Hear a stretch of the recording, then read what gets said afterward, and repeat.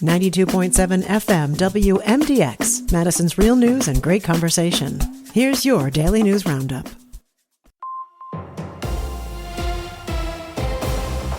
For Civic Media News, I'm Connie Fellman. We're looking at another hazy day as the air quality alert continues. The Department of Natural Resources has issued an air quality alert across the entire state until at least this afternoon. The alert could be extended. Forecasters say they expect the Canadian wildfire smoke to start to clear out gradually sometime tomorrow, with scattered thunderstorms developing throughout the day. You can check the air quality where you are on the DNR's website. Details are also coming up in the forecast. As that heat wave moves through our state, energy providers are preparing for an increase in demand. Civic Media's James Kelly has some tips on what you can do to help save energy while still staying cool. As the weather outside heats up, people inside will be turning up their air conditioners to stay cool. More air conditioning means more energy use, however, placing additional strain on utility companies to meet the increased demand. Energy company officials are asking residents to help mitigate that additional strain while still staying cool by doing things like closing their shades and windows, keeping interior doors open to circulate air through their homes, and getting their air conditioners inspected to ensure they're working as efficiently as possible. Residents should also be looking out for signs of heat-related illness this week, including things like muscle cramps, nausea, and heavy sweating. To minimize the effects of the heat this week, residents should limit outdoor activity or schedule it for cooler times of the day like early morning and late evening, stay properly hydrated, and wear lighter clothing. I'm James Kelly for Civic Media News. Safety experts also suggest checking in with people who are more vulnerable to the heat, like older neighbors and family members. A nationwide settlement tied to a 23andMe data breach will bring some money to Wisconsin. The State Department of Justice says it joined 41 other states in a deal over the 2023 breach. The company's assets have since been sold, with new rules aimed at better protecting consumer data. State election officials say there's probable cause Elon Musk broke Wisconsin law by offering big cash tied to voting.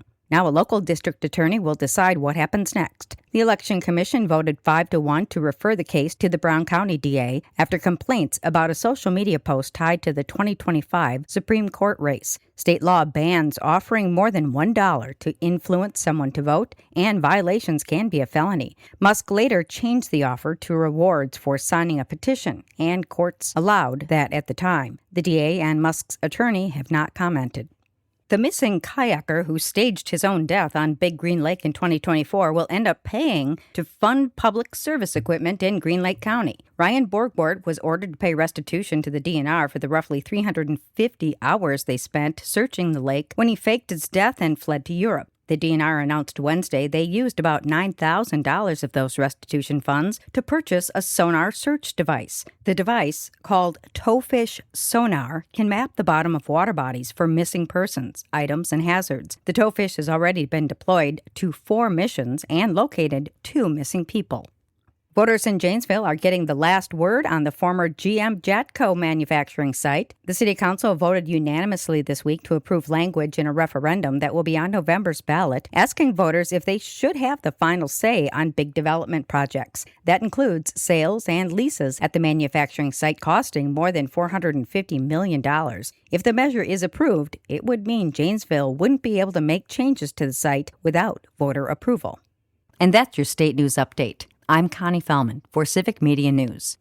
A win for the Bucks. Hi, I'm Mike Clemens with sports. Basketball. The Milwaukee Bucks got their first win during the Summer League games. Last night in Las Vegas, they beat the Charlotte Hornets 110-91. This time, the Bucks' leading scorer was Nate Amon, taken 13th overall by Milwaukee in the first round. Amon asked about what he and Braden Burris think about joining a Bucks team minus Bobby Portis or Giannis. I think we see it as another challenge, and luckily we're not doing it alone. You know, we have a great organization behind us, and we have great vets and great players on the team that can help us, get to where we want to get to. But, I mean, at the end of the day, like Braden first said, it's about winning first and foremost, and whatever we can do to do that, we're going to do it. So that's just kind of our mentality going into it. Baseball, the Brewers open up a 3-game homestand tomorrow night against the Florida Marlins. The Brewers adding 2 pitchers to the roster, Lance McCullers and Colton Gordon from the Astros, in exchange for Jaden Fielder, the son of former Brewer Prince Fielder. With sports, I'm Mike Clemens. There is going to be more wildfire smoke in the air again today. Partly cloudy. It's going to be warm and muggy with a high in the low 90s. That heat index in the mid to upper 90s today. Tonight, a few scattered thunderstorms, upper 60s, low 70s. Tomorrow, slight chance of thunderstorms, sunny, warm, and humid in the low to mid 90s. I'm meteorologist Sean Cable.